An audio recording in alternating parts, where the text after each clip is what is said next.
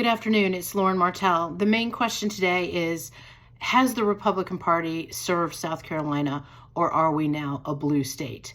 Or worse, more of not a red, white, or blue state, but a communist state, where tyrannical powers have infiltrated and truly taken over at the most fundamental, basic levels of our foundational election system, to the point where we go to precinct conventions, county conventions, and then state conventions, where they are run in a complete tyrannical, robotic, communist way. I believe we have reached that point. And because of what I've witnessed through the 2025 reorganization process, as well as dating back to all the decades that I've been involved in the Republican Party, there has been an erosion of what it stands for and what the platform is. And it is no longer what it says it is. Although it says it's the Republican Party, it is not. It doesn't act like the Republican Party. And we've got a real problem now, which rises to the level, I believe, of a national security crisis. The reason being is because the erosion and the subversion at the most elemental level of our election process is interfering so egregiously, so dramatically, and so against what the law intended for the Republican Party to be. It's supposed to be a certified political party. It's a creature that we don't even really know what it's morphed into, but it's out of control. It's not functioning in a fair or balanced manner, and it's basically hijacked and then handpicked to the point where it's their people, not the America First people.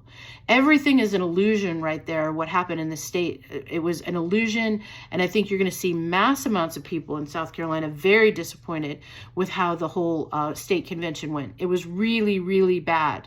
The worst ever. And they've been getting worse and worse and worse over the years. So, Title VII of the South Carolina Code of Laws says whether a party should be certified or not, and what they have to do to be certified. And if they fail to check one of those boxes, they can be investigated, they can be decertified. And I believe that the Republican Party of the state of South Carolina needs to be investigated by an outside source, not even the South Carolina Election Commission, because that's appointed by the governor.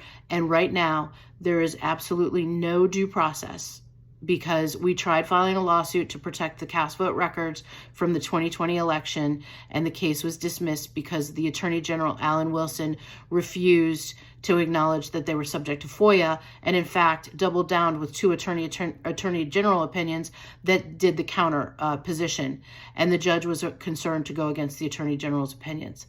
Therefore, the people who are in leadership want to keep the machines. They want to elect people who are going to keep the machines and spend multi-million dollars on the software and the hardware and the storage and things like that. And there's no oversight. It's become worse than DC in South Carolina because it's a smaller pool to have a cesspool.